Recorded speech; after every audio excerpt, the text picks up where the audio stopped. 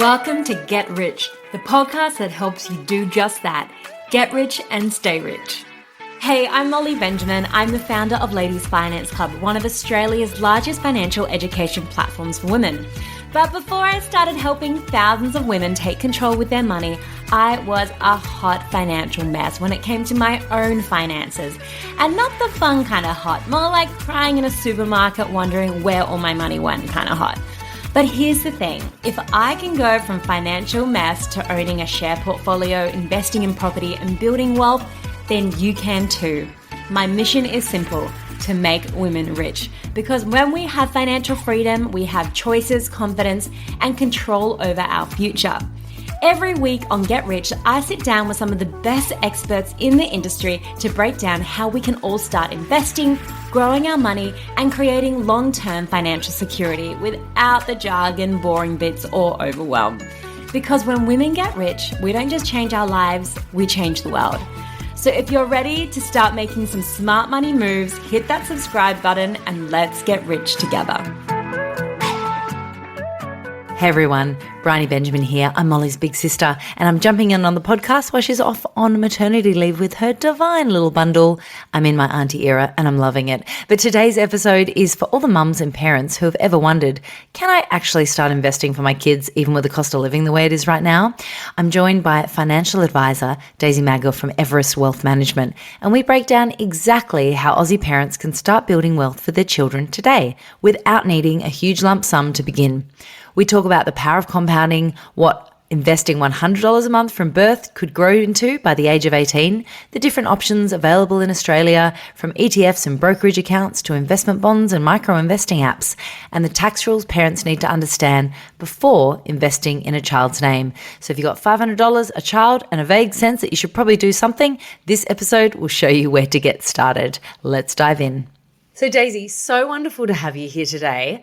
I am a mum to a 2-year-old and a 1-year-old, and I'm sure we have many parents listening. And so today is all about how do we actually invest on our kids' behalf? What are the things we need to know, the mistakes that people often make, because I know there can be some costly ones if you do it incorrectly. So let's just start with setting the scene. Obviously, we've got skyrocketing cost of living for people. People are really finding it tough and doing it hard at the moment. So I suppose we'll start with the question of, is it still a good time to be investing for your kids, even if you're on a tight budget? Yeah, absolutely. I mean, it's obviously a somewhat nice to have investing for your children, but I mean, like small, consistent amounts can grow to such a meaningful amount over a long period of time. And normally when you are investing for your kids, you're investing for the long term. So people start with as little as like $20 a month. Like you don't need thousands and thousands to begin investing for your kids. Just doing something, doing it early, it can make a massive difference kind of with the compounding effect over time.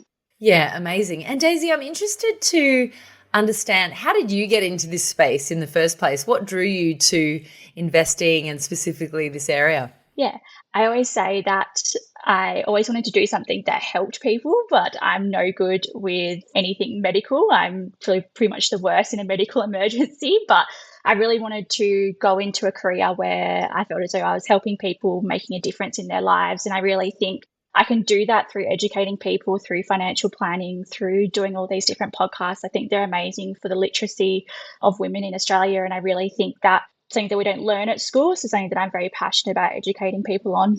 Yeah, incredible. And what age were you when you started investing, Daisy? I was very blessed where I had parents who were very open with me with money, and they invested a lot in the share market. So they kind of taught me at a young age. So pretty much as soon as I got my first job, I started putting a little bit away into the share market, which again has done me well for kind of the next 15 years or so.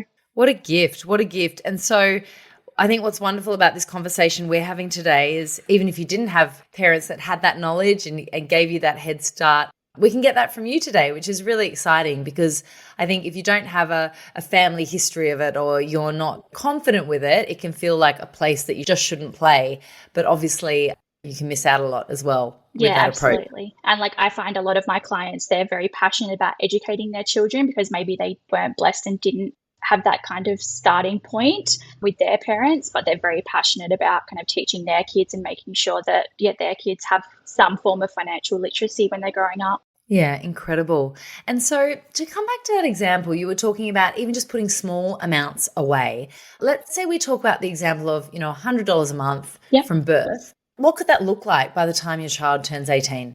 Yeah, I mean, obviously it depends drastically of what you're investing in, but if you literally start investing from the day your child is born, that's 18 years of growth. If you look at any kind of previous 18 years historically in the share market, you've probably had a fairly conservative return of about kind of 7 to 8% per annum. So investing $100 a month, you could probably get up to 45, 50 grand by the time that the child is 18, with probably about half of that being growth on the portfolio, which is awesome. Yeah, I mean, that's a pretty life-changing amount when you're 18. Yeah, definitely. To go back to the beginning, if parents are investing for their kids, should they have a specific goal in mind, like school fees or uni costs or helping their kids get into the property market? Or is it better just to begin and decide later? How do you start? Yeah, I mean, it's always great if you do have a goal with investing. I find as though if people come to me with a goal of whether it's even something as broad as I want to gift my child money when they turn 21, like that is still a goal. It doesn't have to be specifically for I want to send my child to private high school education. I want to make sure that their uni fees are set up, because a lot of parents come to me, they have probably similar to yourself where they have young kids. They don't know what their kids are going to do with their lives. So it's more just, putting aside some money now and starting earlier, like just start now. And you don't have to have it put aside for a specific goal. As I said, it can be as broad as you just want to make sure that they've got something when they hit adulthood. Yeah, brilliant. And when you're coming to this, so say the example that the parent or the mum has a HECS debt. Yeah. Or is carrying a mortgage, as most of us are, does it still make sense to start investing for our children, or should you get rid of all that sort of debt first? Obviously, with where interest rates are at the moment in regards to having a mortgage, they're normally kind of in the 5%. Investing, as I said, kind of long term has kind of hit more 7, 8% long term. You obviously pay tax on that throughout the period of holding the investment, but I normally find that having a bit of a hybrid approach where you're doing a little bit, like maybe you're paying down your debt at a little bit of an accelerated rate, putting a bit aside for the kids is something that normally we come to when we provide advice to parents. Regarding help debt, with the changes that have come in, it's the cheapest form of debt in Australia now. So majority of the time, we aren't recommending that people make accelerated repayments on their help debt. It's normally just something that, we just let come out with people's salary and wages. That makes sense, because if I'm waiting 20 or 30 years till I've paid off my mortgage and my HECS debt and then I'm starting, your kids are already 30 by that point. They're not going to have that nice kickstart. So, okay, fantastic. So what are the main options available to Aussie parents if you want to invest for your kids? And can you just give us a quick overview of what that looks like? Yeah, 100%. So I'll start with probably like the simplest forms. So that could investing for your kids literally could just be having a bank account for them. Where interest rates are at the moment, you can get a decent amount in a savings account. So that's definitely an option. Another option, if you do want to invest it into the share market, is into an account, say Vanguard shares, something like that in one of the parents' names. So Briony, you could set it up for one of your children and then you would have control over that. You would pass that on to your child when you deem it appropriate. Over that time period, you will pay tax on it. You're the owner of it. But it then kind of is normally the simplest way of kind of setting things up. Then what have become a lot more popular in recent years is minor investment accounts, which are where you set the investment account up in your child's name. So for that, they need to have their own tax file number. You need to pay tax at the minor tax rate. So there's probably a few more complexities that come with that. You would also be required to submit a tax return for your child every year, et cetera, et cetera. So a lot of people don't fully understand minor investment accounts yet, but it's something definitely that is becoming a lot more popular. And then we can go something a little bit more complex depending on the level of money that you're looking at investing for your children. So we can go things like family trusts, where they're set up and the beneficiary of the trust is your children. Or there's things like investment bonds or education bonds, which I feel as though have been quite misunderstood in the past, but are definitely a great tax vehicle to put some money away for the long-term children. And what actually is that? What is an investment bond or an education bond? I'm not really sure. Yeah. All the things I just went through are effectively just different tax vehicles, we call them, or tax structures of how you can invest money. An investment bond is a little bit different, and it kind of comes into play when both of the parents are medium to high income earners. So how it works is that you put the money into an investment bond or education bond, and the bond itself controls the tax. So it's taxed at a maximum of 30%. Oftentimes it's lower than that. So if you have both parents who are on kind of 100 grand plus, this can be kind of lower than what they're paying in their own names. So they put the money into this bond, and then after 10 years of holding it, the withdrawals are tax free.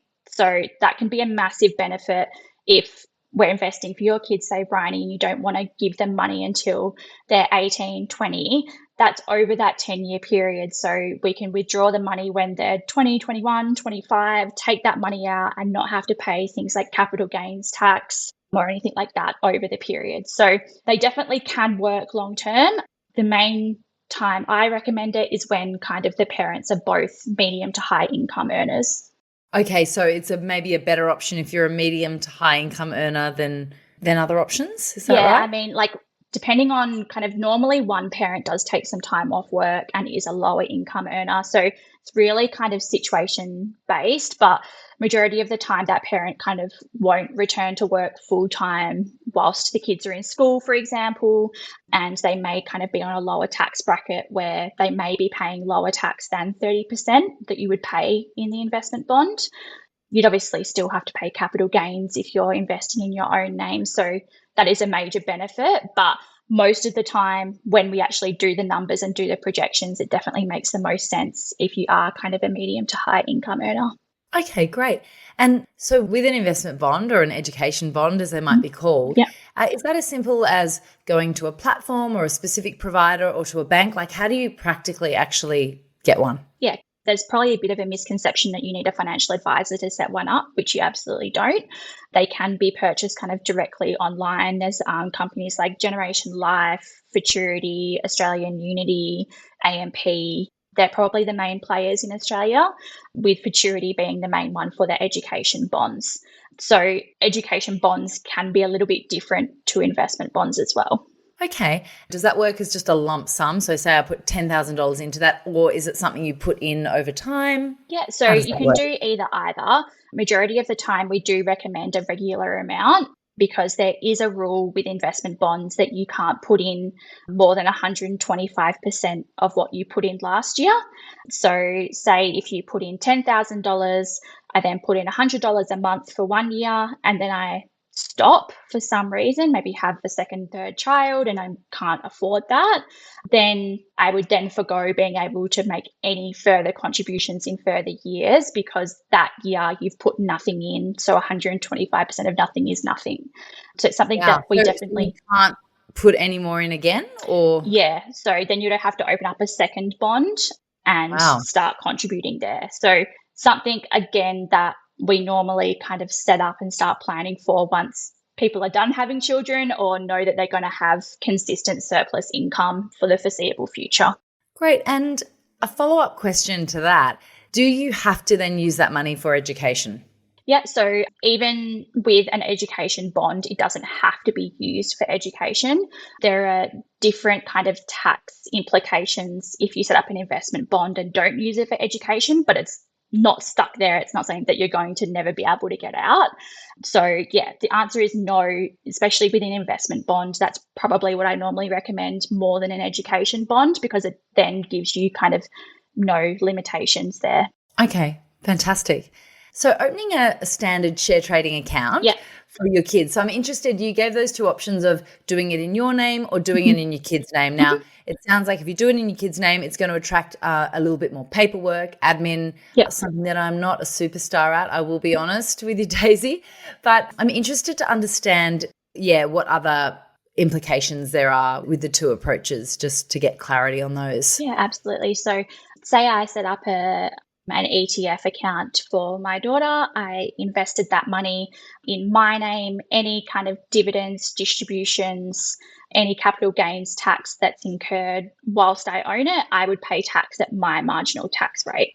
So that would probably be in the mid-30s up to kind of 45, 47%. So that means it's all in my name. When I then feel comfortable transferring that to my daughter, it would effectively be seen as though I'm selling those assets and transferring them to her. So at that point in time, I would then incur capital gains tax because it's seen as a transfer of ownership. And just to clarify for everyone listening, they very well may know what capital gains tax is, but basically the increase in that value of that portfolio over time, that's the capital gains, isn't it? So you're paying tax on that amount. Is that correct? Yeah. So say I put $10,000 into the portfolio. By the time I want to transfer it to my daughter, it's worth $20,000. I've got a $10,000 capital gain there. I suppose there's discounts and things like that. So if I've held the investments for more than 12 months, they give you a 50% discount. So I could then be paying capital gains tax on $5,000, for example, which would then be taxed at kind of 30% when I go to transfer it to her. Okay, got it. Yep. So that scenario where you've done it in your name, what about if you set it up in your child's name? Well, I suppose that's in those minor accounts you were talking about, isn't it? Yeah. So you set it up in your child's name. You are still effectively the trustee until they turn 18. But with that, you will need to set up a tax file number for your child, and you will need to submit a tax return for your child each year. Now, with investing for your children, the minor tax rates come into account. So any income over $416 would be taxed free. Anything above that is taxed at the top marginal tax rate. So it doesn't really make a heap of sense investing in the minor's name unless you know that the income or the distributions within the account, even if they are reinvested, are going to be kind of more than $416. It doesn't make really a heap of sense. Okay. So sorry, just to clarify, that tax rate, so children are not taxed up to $416. Did you say that once it goes over that, so say you earn more than that in dividends, then you're attracting that really top level of tax? Yeah. Right. So unless you're still sticking under that amount, it doesn't make sense to probably do that for you. Yeah, yeah. And a lot of people have kind of somewhat fallen into that trap because I suppose the bonus of investing in a minor account is that when you do go to transfer it into the child's name, it's not seen as a transfer of ownership because it's always been in the child's name. So there's no capital gains tax payable at that point in time, which is what a lot of these minor accounts kind of sell it as.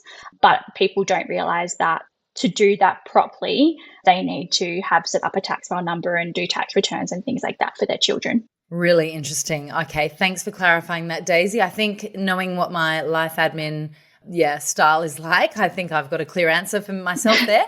So we hear ETFs talked about a lot these days, exchange traded funds. So for a mum like myself who just wants a simple low-cost option on the ASX, what would you suggest and why? And maybe we'll begin with what is that ETF in the first place? Yeah. So the way that I describe an ETF, which a lot of people describe it, is like a box of favorites. So rather than having to go to the grocery store and pick out kind of each individual chocolate bar to create a box of chocolates, you have a box of favorites there. So it's just a bundle of assets. So rather than having to go and buy the top 200 shares on the Australian Stock Exchange, you can buy one ETF that covers those top 200.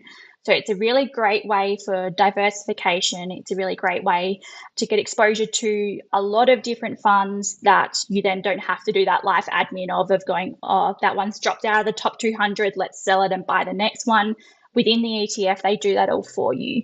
So it's easy to buy, long-term focused, and a great diversification option, as I said. Great. So I like that idea of buying a box of favorites rather than just being in crunchies or just in cherry ripes, because you never know when they're going to go out of favor. Yeah. So that's what an ETF is. So you're just buying into a fund. And is that what you'd recommend for someone who's time poor and just wants to get started? Is that a good option? Rather than say putting it all in Apple shares or something? Yeah, absolutely. I mean, I recommend it to probably 99% of my clients. The way that I describe it, if we go and pick, say, an Apple and a Woolworths and put 50-50 into each of those, Woolworths might come out with some bad quarterly results that might drop by 20%, your portfolio is down 10% overnight. Whereas having diversification, having that ETF, Woolies can drop by 20%, but something else in the market might have gone up by 30%. So overall, it's still up. And it just means that, we're not kind of pick and choosing different stocks, especially when we're putting kind of smaller amounts in on a regular basis. It definitely makes the most sense. Okay, fantastic. And so practically, once again, how do you actually buy an ETF? Yeah, good question. So any of kind of your share trading sites, so whether it's CommSec Pocket, Sharesies, Vanguard, Beta Shares, there's so many in the market now. You can go on there, go and do some research on kind of different ETF providers that there are. My recommendation is always that you go for an all-encompassing, well-diversified ETF. So don't just look at Australian ETFs, don't just look at global ETFs, look at something that does everything, because Australia makes up, I think it's like 3% of the world's economy. So if we just focus on that, then we are kind of pigeonholing ourselves a little bit. So doing some research, there's plenty of options like the VDHG, DHHF, things like that. Go and have a look at ETFs that are well diversified. And then within those platforms, as I mentioned, the share broking platforms, you can just type that in and then it will come up as an option for you to buy or sell. Okay, fantastic. So many, many ways to buy them. And so it's effectively like buying a share, really, isn't it? Exactly. It feels like it's different, but it's the same as the process you'd go through to buy a share. You can buy an ETF in the same way. It's exactly the same. Yeah. And, you mentioned there ASX portfolio, so just ETFs that are focused on the Australian economy versus the global economy. What do you lean towards if you're investing long-term for your children? I definitely recommend a mixture of both. But I suppose like with ASX ETFs, they're very dividend heavy. So we're obsessed with dividends here in Australia. The companies here are obsessed with dividends, whereas most of the rest of the world haven't really heard of dividends. So for example, like in the US, a lot of their companies, rather than paying out a dividend, which is effectively paying out a dividend is just the company paying out a portion of its profit to its shareholders. Whereas in the US, for example, it's very normal for them to pay no dividend and they just reinvest the money so that their company is growing at a quicker rate. So normally what you see is kind of ASX shares, Australian shares will be very dividend heavy and they'll have kind of fairly regular growth. They'll be fairly stable. Whereas if you look at global companies, their growth rate is normally a lot higher, but they're not paying out dividends along the way. So having a mixture of both is definitely my recommendation. That's really interesting. I did not know that dividends were more of an Australian quirk when it comes to shares. So there you go. And another question about investing for your children. Can you invest directly through superannuation for a child? So I'm interested in that. And then also what about teenagers who are starting to earn income? Is super relevant for them as well? Yeah, absolutely. So to answer the start of the question, so you can't open up a super fund for your child under 14 years of age. I have seen some grandparents that set up a separate super fund because they're kind of close to the age where they can access their super. So they put money into super. Super is the best tax structure that we have in Australia. So they put money into there knowing that by the time that they turn 65 will be when they want to give that to their grandchildren. So some kind of the older generation definitely do that. If you know that, like for you and I, for example, like if we want to invest for our children, we know that we're probably not going to want to wait until we're 65 until we can access our super. So it probably doesn't make the most sense. But there's things like the First Home Super Saver scheme and things like that, but you need to be investing in the child's name. So if the child's under 14, it's probably not really a feasible option. So as teenagers with part-time work, again, I'm very passionate about this. I feel as though like people need to be understanding their super at an early age. They need to kind of know what investment option they're in, know that they're in a low-cost fund, understand that whether we like it or not, there's money going into super if we're a salary and wage employee. So care about it, educate yourselves on it and like pass it on to your children is really important. Like my nephew, for example, just got his first job and he called me and he was like, hey, like, I don't really know what super fund I should be putting down. So I was like, all right, come round and I'll show you what it means and I'll show you what investment option I think you should go into and all of that. So hopefully then he passes it on to all of his brothers. And yeah, it's just kind of starting that conversation early. What a proud auntie moment. Yeah. And also, how lucky is your nephew to have an auntie that can be like, well, let me talk to you about super. Let's get set up for life. Yeah. That's fantastic. I wish I'd had Aunt Daisy in my life at that age, because I think, like you said, you know, being in a low-cost super fund, my first super fund, it was some horrendous one. And it was back in the day where all your money in your super fund could get eaten up by insurances and life insurance, all these insurances I didn't know I had. So yeah, it was a bit of I don't think that can happen now, but yeah, it was very much like that would have been helpful to know before I got this investment vehicle. Yeah, fantastic. And interested to understand about different micro investing apps, because they seem fun and sexy. So apps like Raise or Spaceship, are they worth considering for your kids, or are they better suited to adults? What would you recommend? I find them very engaging. So I feel as though like it's, for better use the term, gamified a little bit. So you can log in, it's very interactive, and you can have a look at, all right, cool, this is what it's done over the last 3 days. And like, yeah, as I said, it's just a way more interactive platform than me logging into my CommSec account and just having my shares listed. The graph. Yeah. So I really like it in that perspective. In terms of some reasons why I maybe wouldn't go into it if we're investing too much money is that the fees can be relatively high compared to your balance. So a lot of them do have kind of administration fees, which are a percentage of your balance. So whereas investing in like an ETF through CommSec Pocket or Sharesies or things like that, they don't have that ongoing fee that's being taken out. Okay, good to know. So look at the fine print, look at the details of, what do you actually look at when you're looking into it? What would you look at? The terms or the... Yeah, I mean, you would, as boring as it is, pull up the PDFs, chuck it into a Copilot or a Chat GPT and get them to deliver you kind of what your ongoing fees would be, say if you invested $10,000. Yeah. That's a great hack actually, and a great way to do it, rather than, death by PDS. You can put it into ChatGPT, get it to compare, and then come out with something that aligns with what you want to do. Love that.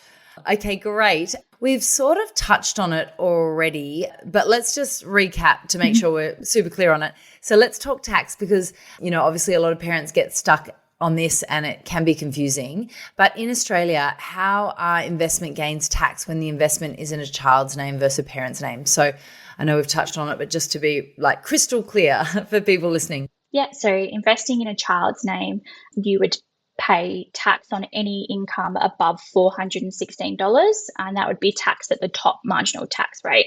I just want to reiterate that even if you are reinvesting your dividends, that is still classified as taxable income, so that would still be included in that $416. If you're investing in your own name or your spouse's name, it'd be taxed at their adult marginal tax rate. Much simpler, much easier, don't have to submit another tax return and things like that. So that's normally kind of the route that we take for most parents. Okay, fantastic. And can you explain, Daisy, the concept of accepted income? So rules the ATO has for children under 18 and how their parents can accidentally trigger higher tax rates? Yeah, no, it's a good question. And it's one that I don't believe many people are across. So things that kind of fall under the accepted income include their own wages or salaries. If they have like a part-time job whilst they're still at school, that forms part of accepted income. Different things like trust distributions from a deceased estate. So if they come from a testamentary trust, they can be classified as accepted income. What I mean by accepted income, just to clarify as well, means that they're just on the adult tax rates. So it doesn't mean that they're paying no tax. It just means that they're classified as an adult on adult tax rate. Kind of non-accepted income, so that would be kind of any capital gains, any distributions, dividends, like interest on a bank account, kind of all kind of investment income is classified as non-accepted, which means that it would be taxed at the minor tax rate. Okay, fantastic. Wow, you're a pro at this stuff, Daisy. I'm glad you know this, because it can be complicated, but you make it feel much more easy to understand. So thank you. So investment bonds are often talked about as a tax effective structure. Can you explain the 10-year rule and how the tax treatment works inside the bond? This is getting into the weeds, but for people that are interested in this specific area. Yeah, absolutely. So again, just using round numbers, say that we have $10,000 invested. If that's making, say, $500 a year in dividend income, if you had that just invested in your parents' name, a spouse's name, or your name, then you'd be paying tax on the $500 at your marginal tax rate, whereas within the bond, that is capped at 30% each year. But I suppose the main benefit of the 10-year rule is that if you have money invested for 10 years and then you withdraw it, even if it has 5, 6, 10 times the amount that you put in, you can withdraw that out and then there's no capital gains tax payable on that. So that is the biggest benefit of having a bond, is that definitely needs to be for long-term investing, because if you pull it out before 10 years, there are implications and you'll be paying tax at your marginal tax rate. But if you hold it for 10 years, it just means that all the withdrawals are tax-free and no capital gains tax. Okay, fantastic. So that's a really big bonus of that investment bond model if you're going to leave it in there for about 10 years or over 10 years, yeah. For grandparents or fun aunties, I'm newly an auntie to Molly's beautiful little girl, or relatives that want to contribute, are there any gifting rules or tax implications they should be aware of under Australian law? Yeah, so as it stands at the moment, there's no tax on gifts. I suppose the main thing that I do like to highlight to older clients who wish to gift their kids or their grandchildren money is that they just need to be aware that any gifts over $10,000 or $30,000 over 5 years will count as an asset when they go to apply for the age pension. So if they know that they're going to be applying for the age pension or they're already on the age pension and they're trying to kind of shift money to get around that, you can't do that if it's over $30,000. Interesting. So even though you may have gifted the money and it's not in your account anymore, it's still treated as an asset to stop people parking money. Yeah, exactly.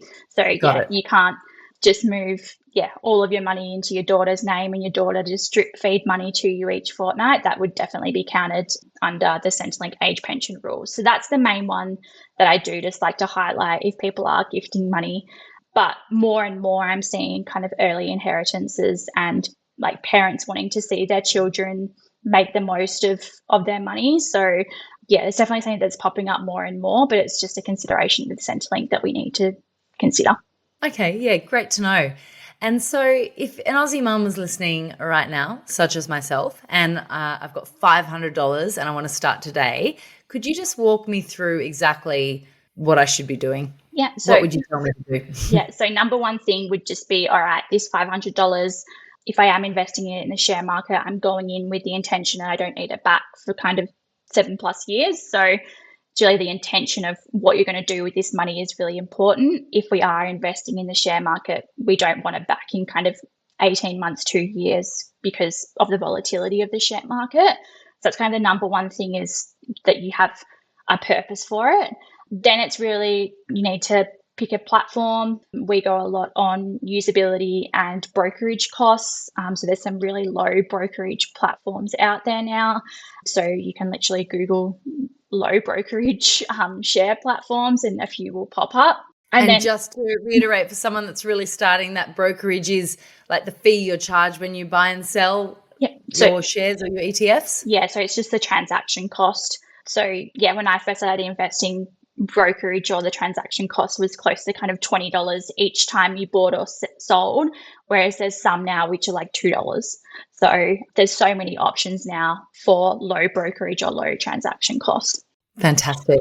Then the next thing would be, all right, what are we going to buy? Because it can be quite overwhelming. So as I mentioned earlier, trying to find just one diversified ETF. Like, I don't go fancy, don't try and put $100 into 5, just pick one. Try and make sure it is kind of a global, including Australia, but like an all-world ETF, so you get exposure everywhere, and try and find one that is relatively low cost as well. And Daisy, a specific question for me, for my partner and I, climate change is really important. Yeah. So ethical investing Yeah. in an ETF that does not invest in coal and gas would be very important for us. Where would you suggest we go? What are the options available? Ethical ETFs are definitely becoming more and more prevalent, which is awesome. In the super side of things, it's still quite primitive with different super funds that you can invest in ethically, whereas non-super there isn't. So yeah, there's so many different options. Again, into ChatGPT, into Google, like a low cost, diversified ethical ETF. There's so many options now that I always tell people to read the ethical charter. So yeah, if something that you are passionate about, make sure that you do read the ethical charter, because I have had numerous clients come back and say, oh, that still doesn't align with my views. So I'm happy to kind of go more standard investing, because investing ethically does kind of have an cost barrier as well. Okay, great to know. And I think that's key when you said, when you're Googling it, low cost as well in terms of the fees you're going to get charged. So that's a really good thing to keep in mind. Daisy, thank you for your time today. I've got one final question. What is one thing that you wish every Australian mum knew about money and investing for their kids? Yeah, I mean, for me, it's always start early, which I know everyone says, but you don't need to be wealthy to set your child up for long-term kind of financial success. I think really educating yourself, making sure that your children are educated as you're learning about finances is really important. Like small amounts can really make a massive difference long-term. So yeah, you don't have to be wealthy to start off investing for your children. Fantastic. Well, what a great reminder and great inspiration for everyone listening. Start small. You don't need to have thousands and thousands of dollars. You can start now and chip away at it and add over time. And what a wonderful, wonderful gift to give to your family and your children, that financial stability into the future. Thanks, Daisy. Thank you for your time. And yeah, look forward to learning more from you as we go. Thanks, Briony.